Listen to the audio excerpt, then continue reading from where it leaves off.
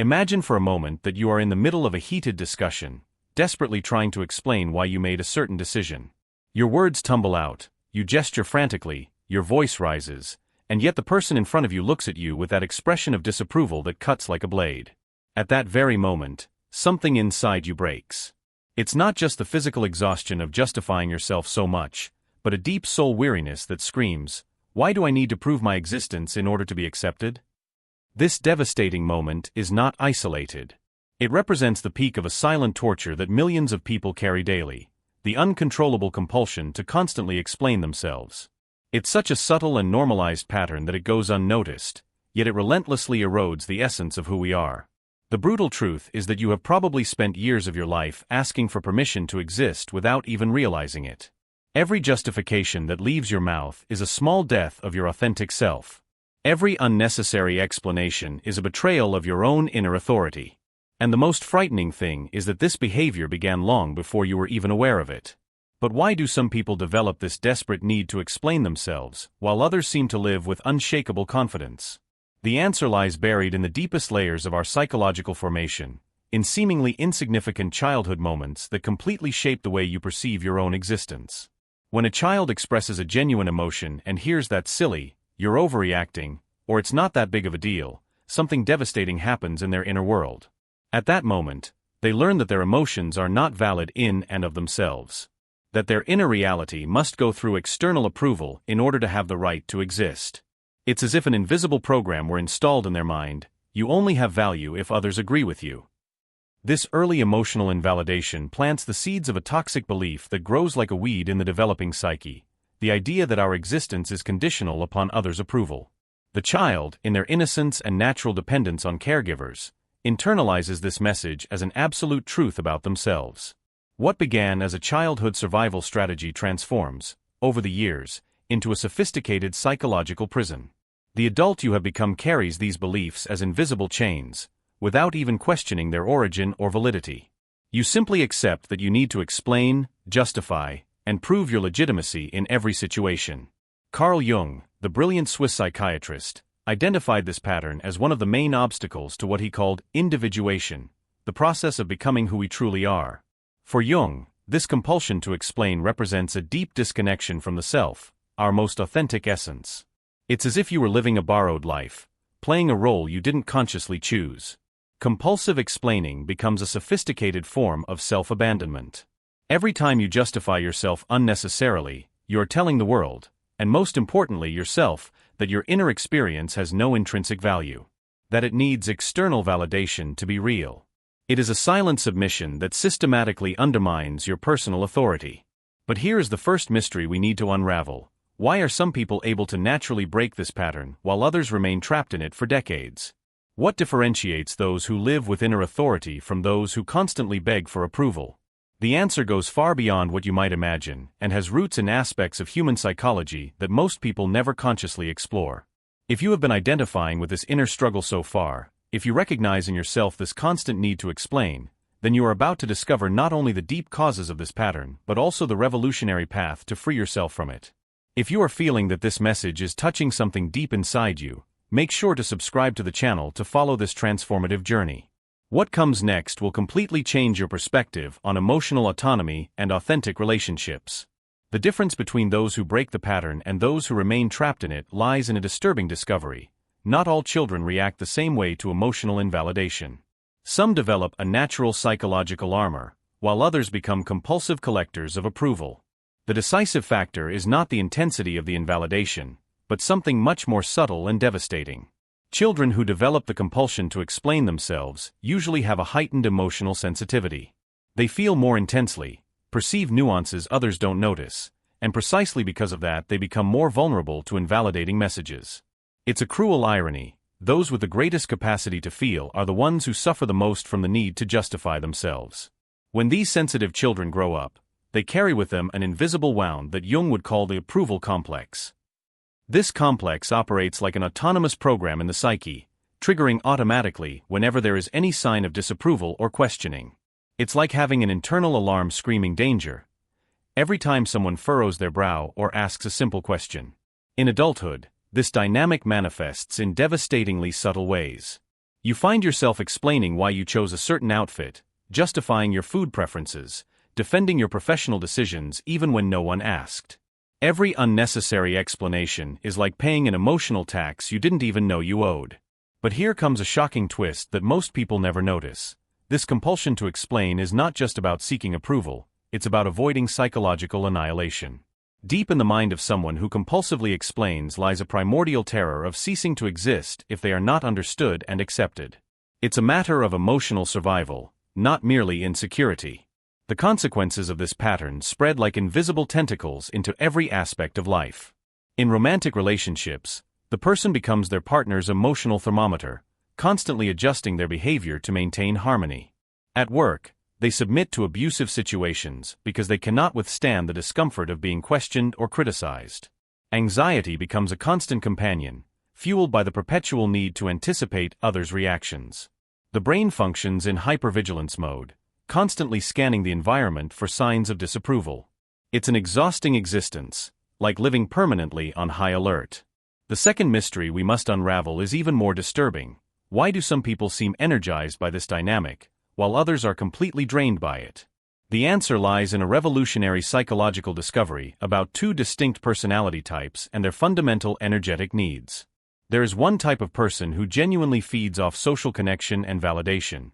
They process emotional information through external feedback, and this strengthens them. For these people, explaining themselves can be a natural form of processing. But there is another type that is systematically drained by this need, and these are the ones who suffer most from the compulsive pattern. People of the second type have an energetic structure that recharges through inner authority and self-validation. When they compulsively explain themselves, they are literally working against their essential nature. It's like trying to charge a phone with the wrong charger. It may work temporarily, but it degrades the battery over time. The low self-esteem that emerges from this pattern is not the cause, but the consequence. Each unnecessary explanation erodes a bit of personal confidence, like drops of water wearing down a stone. The person gradually loses connection with their own inner authority, until reaching a point where they genuinely no longer know what they think or feel without external validation. Jung observed that this disconnection from the self creates what he called the adaptive personality, a version of ourselves built exclusively to please others. It's like wearing a costume that we can never take off, playing a character created by others' expectations, not by our authentic essence. Relationships become unbalanced because the compulsive explainer is always in a position of vulnerability. They give more than they receive, invest more emotional energy than the other, and gradually lose respect, both self-respect and the respect of others. Manipulators and narcissists instinctively identify this pattern and exploit this desperate need for approval. But here is the third mystery, and perhaps the most intriguing of all. There comes a specific moment in the life of some of these people when something fundamental changes.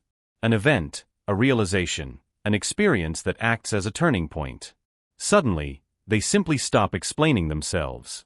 And when that happens, the entire dynamic of their lives transforms almost magically. Anger arises in this awakening process, a holy and necessary anger against all the years wasted begging for approval. It's an emotion many people fear, but it represents the first sign that inner authority is resurfacing. This anger is not destructive, it is the fuel of transformation. What exactly triggers this revolutionary change? How does someone who has spent decades explaining themselves suddenly find the strength to simply stop? The breaking point is rarely grand.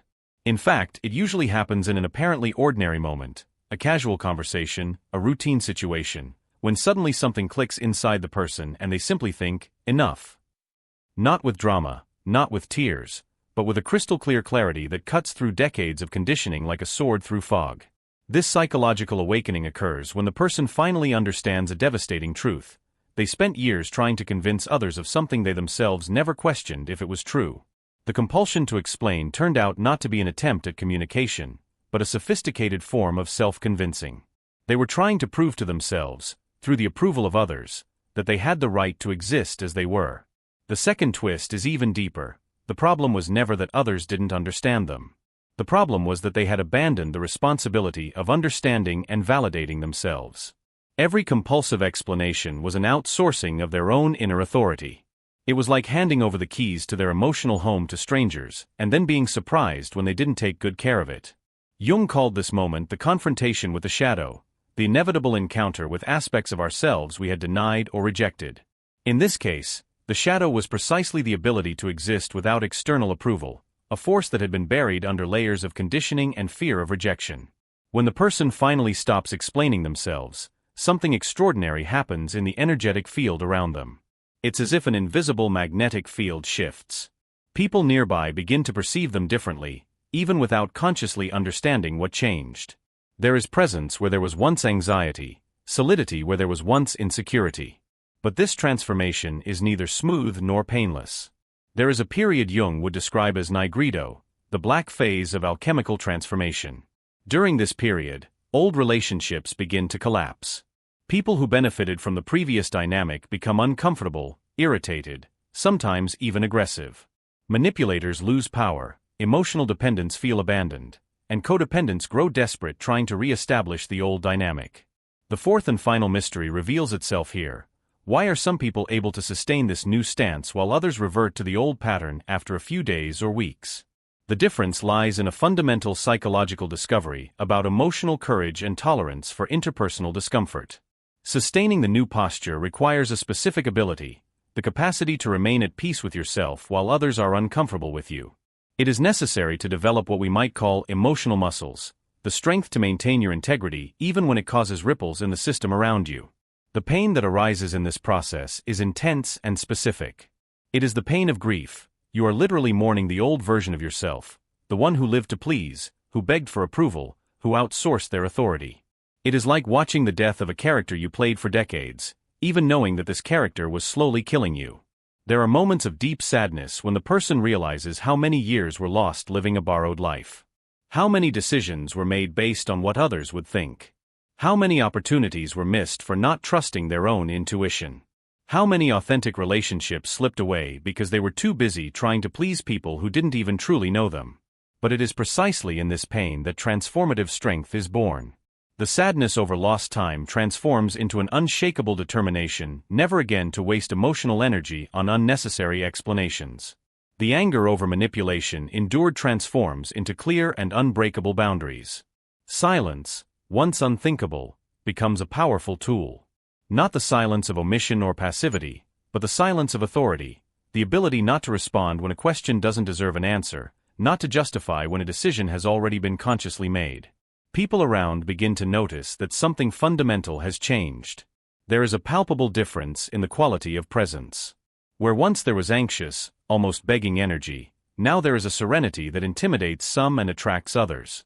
It is the energy of integrity, when thoughts, feelings, and actions are aligned without the need for external approval.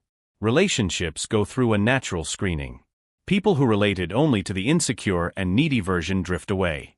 Others, who had kept their distance because the previous energy was exhausting, begin to draw closer.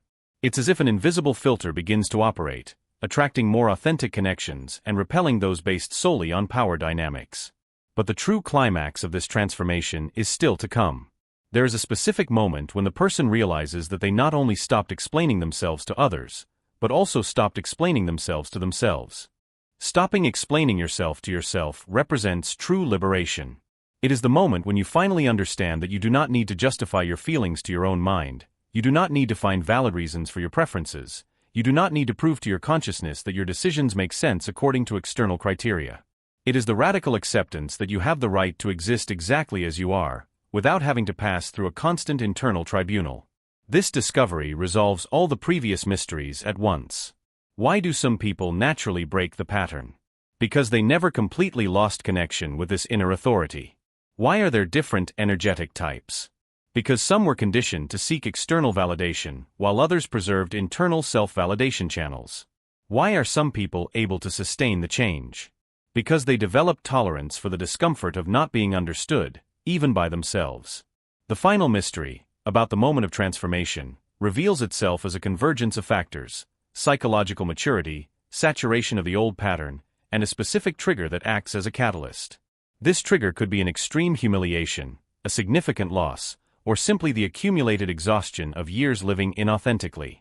When you stop explaining yourself, your energy does not vanish, it redistributes in a revolutionary way. All that force previously wasted on unnecessary justifications converts into genuine presence. It's as if you finally gained access to a source of power that was always there, but had been constantly drained by invisible energy leaks. The most surprising transformation occurs in the quality of your relationships. People who previously related to you superficially or manipulatively can no longer sustain that dynamic. Your energetic field has shifted frequency, and those operating at incompatible frequencies naturally move away. It is a process of natural selection applied to human relationships. At the same time, you begin to attract people who recognize and respect inner authority because they possess their own. These are connections based on genuine reciprocity, not on power dynamics or unresolved emotional needs. These relationships have a completely different quality. There is space for silence, for mystery, for each person to be themselves without constantly having to justify. In the professional environment, the change is equally dramatic. Colleagues and bosses who are used to your constant emotional availability initially feel uncomfortable but gradually begin to respect you more. There is a fundamental difference between being respected out of fear and being respected out of integrity. The second type of respect is far more solid and enduring. Your decisions become faster and more assertive because you no longer need to consult an internal committee of critical voices inherited from childhood. You simply know what you want and act accordingly, without building a defensive case for every choice. It is the difference between living and arguing over why you have the right to live. The anxiety that once dominated your experience transforms into something completely different. Where there was constant worry about others' reactions, genuine curiosity about life emerges. Where there was social hypervigilance, a relaxed attention to the present moment appears. It is as if you finally have permission to inhabit your own body and your own experience without asking for approval. Silence becomes your most powerful ally. Not the passive-aggressive or defensive silence, but sovereign silence, the silence that comes from completeness, not from lack. It is the silence of someone who knows who they are and does not need to prove it to anyone, not even themselves. This silence communicates more than 1,000 explanations ever could. Jung would describe this phase as the Konijunktio, the union of internal opposites, when the social persona and the authentic self finally integrate into a cohesive personality. You no longer need to choose between being accepted and being authentic because you understand that acceptance based on inauthenticity is, in fact, a sophisticated form of rejection. A deep joy emerges from this integration, not the superficial joy of approval, but the existential joy of simply being. It is the satisfaction of knowing you are living your own life, not a version edited for the consumption of others. It is the peace of someone who has finally found their way home after years lost in foreign territories. People around you begin to comment on a change they cannot exactly explain. They say you seem more yourself, more grounded, more present. Some feel nostalgic for the previous version, which was more pliable and compliant. Others feel inspired to begin their own journey of self-recovery. The deepest moral lesson of this transformation is not about becoming stronger or more confident. It is about reclaiming something that was always yours by right, authority over your own existence. You do not need to become another person. You need to stop pretending to be someone you are not.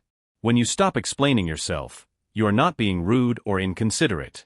You are doing a favor both to yourself and to others because you are giving them the chance to relate to who you truly are, not to a performative version created to gain approval. The liberating truth is that you never needed permission to exist. You never needed to prove your worth through endless explanations. You never needed to outsource your inner authority to people who do not even know your full story.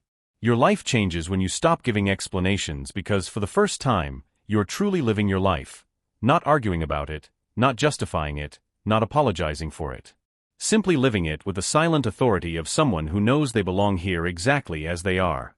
If this journey touched something deep within you, make sure to subscribe to the channel.